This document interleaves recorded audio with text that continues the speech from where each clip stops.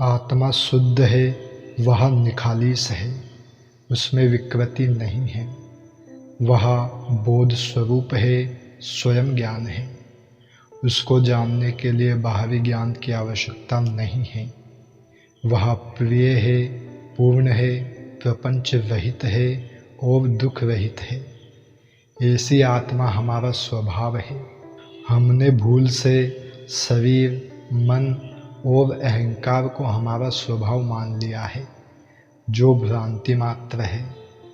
आत्मा को जानने के लिए इस भ्रांति को मिटाना मात्र है और कोई अभ्यास काम नहीं आता।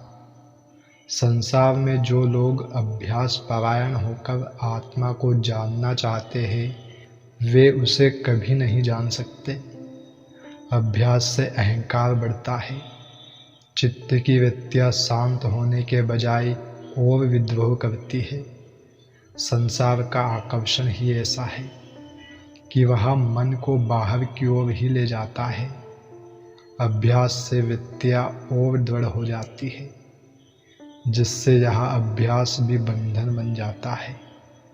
आत्मज्ञान तो भ्रांति के मिटने से ही होता है। सभी अभ्यास छोड़ने से चित्त की शांत अवस्था में ही उसकी अनुभूति होती है। आत्मा हमारा स्वभाव है, उसे जानना मात्र है। जिसने आत्मा को जान लिया, उसने ब्रह्म को जान लिया। वह शुद्ध बुद्ध हो गया। फिर करना कुछ शेष नहीं रहा।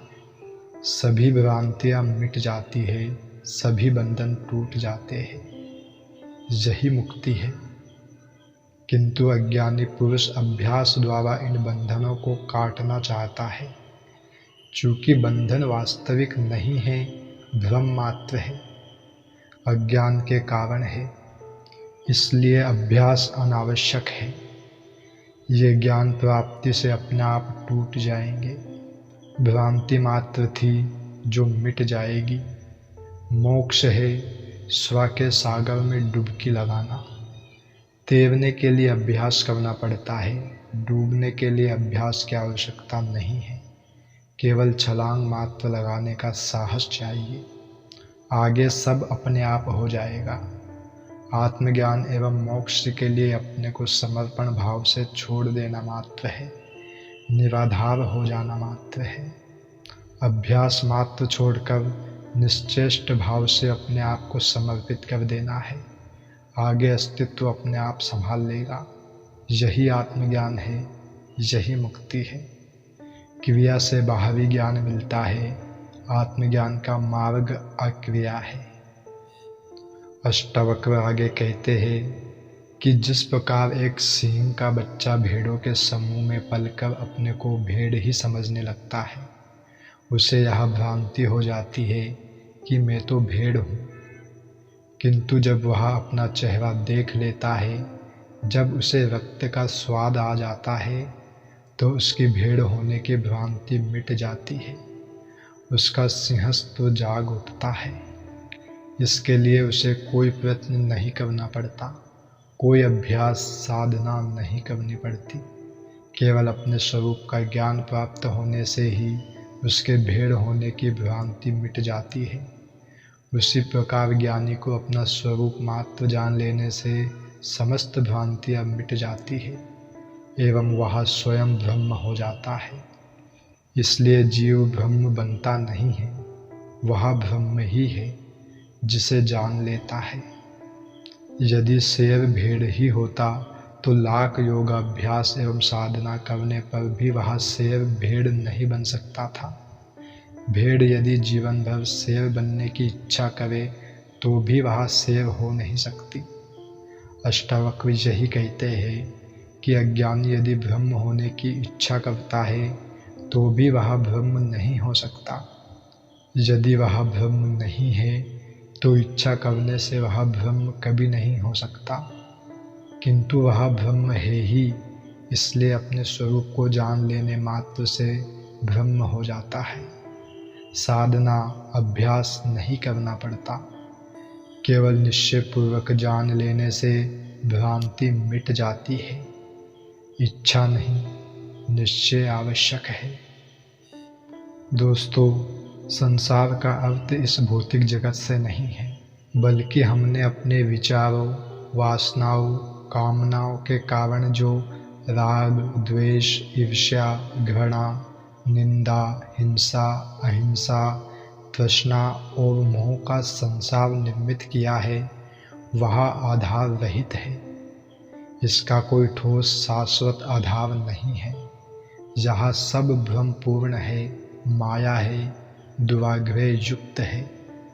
हमारे झूठे आग्रहों से ही संसार में सुख दुख, हर्ष विषाद का अनुभव होता है।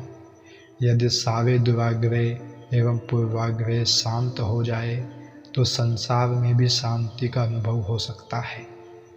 हमारे दुराग्रह के कारण ही संसार अनर्थ का मूल बन जाता है। इसमें कुछ भी अर्थ ज्ञात नहीं होता, निष्प्रयोजन हो जाता है। इसका मूल छेद ज्ञानी ही अपने ज्ञान से करते हैं, क्योंकि उसी को इसकी वास्तविकता का पता चलता है। इसलिए ज्ञानी ही इसे अनर्थ का मूल समझकर इससे संबंध विच्छेद करके आत्मा से अपना संबंध जोड़कर सुख एवं शांति का अनुभव करता है। जबकि अज्ञानी इस ज्ञान से अपरिचित रहने से वह इस आधारहीन एवं अनर्थमूलक संसार का ही पोषण करता है।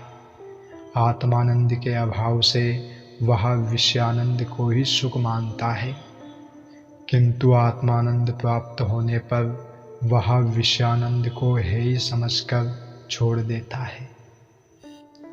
अज्ञानी पदार्थ को ही देखता है, उसके अंदर छिपी आत्मा को नहीं देख सकता।